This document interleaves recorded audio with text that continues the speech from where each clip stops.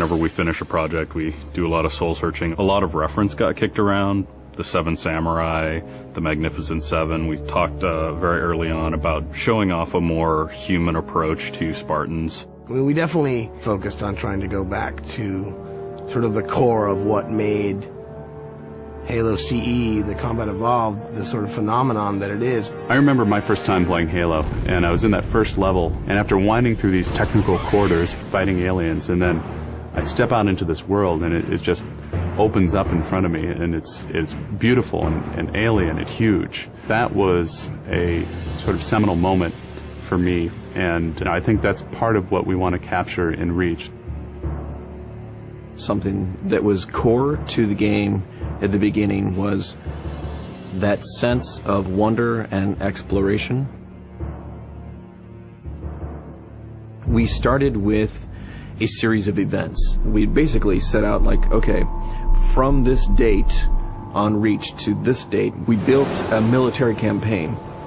We all had a desire to really flesh out the backstory of what happened prior to Master Chief and Cortana even entering the picture. We knew there were other Spartans, and it just seemed like such a rich area to tell a character-driven story with new characters.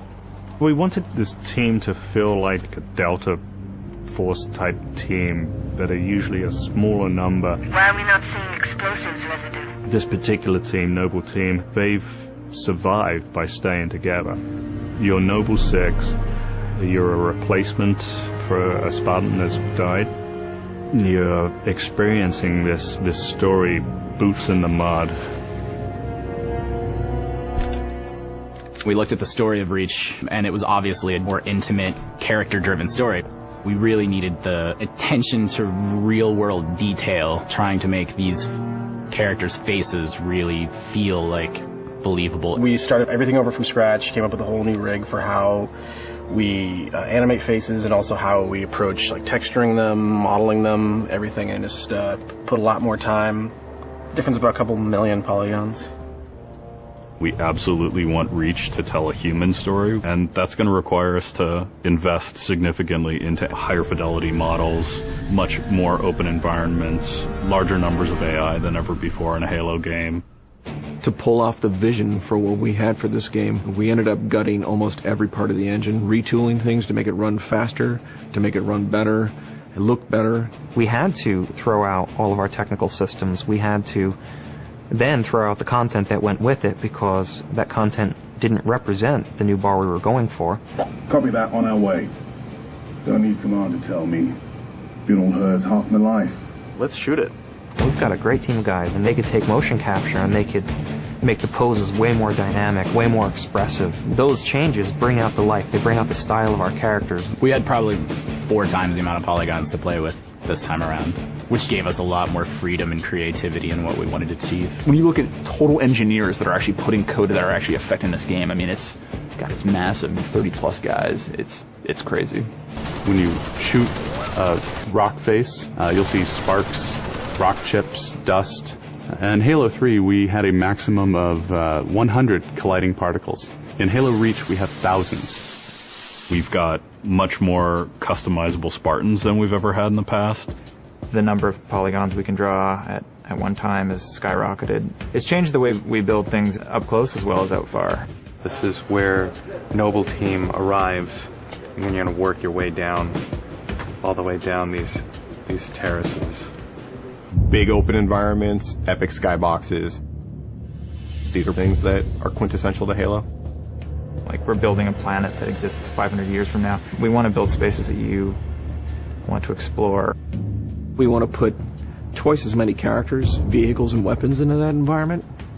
That's going to require massive improvements to the way we handle our artificial intelligence in the game. We now can put so many AI in an encounter that you can put 4 Spartans, the player, 8 Marines against 30-ish Covenant, and that's an actual serious challenge.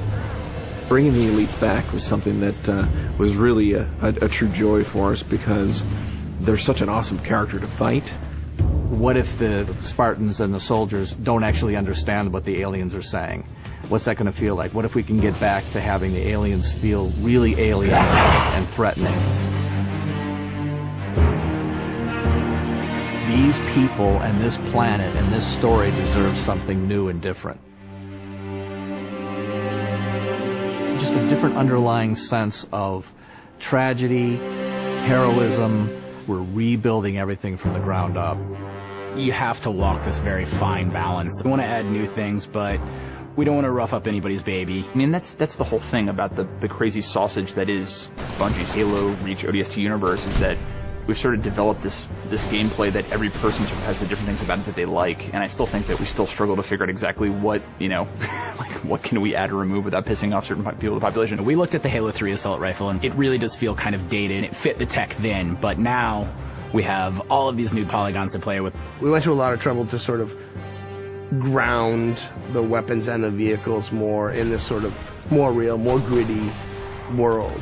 We refined a lot of the weapons to push them into their particular role, and that role is defined a lot by range and the range of combat that you're going to play. For instance, the DMR, which is a sort of medium to long range suppression marksman rifle.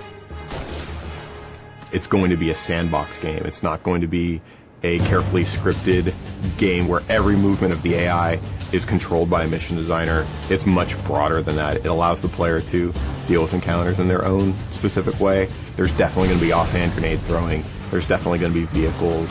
There's definitely going to be a large number of weapons that are incredibly powerful, incredibly accurate, that allow the player to feel like a badass. Now, if you melee him in the back of the head like you really mean it, you're holding down on the button, you will launch into this more elaborate animation sequence. It's going to be a very different campaign experience for people overall. We're doing stuff in the campaign that people absolutely won't expect from a Halo game. Bigger battles. Brand new cast of characters. An incredibly ambitious game. Every neuron in my head is firing with just reach, reach, reach.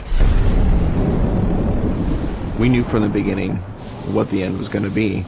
This is the definitive Halo made by the people who created Halo.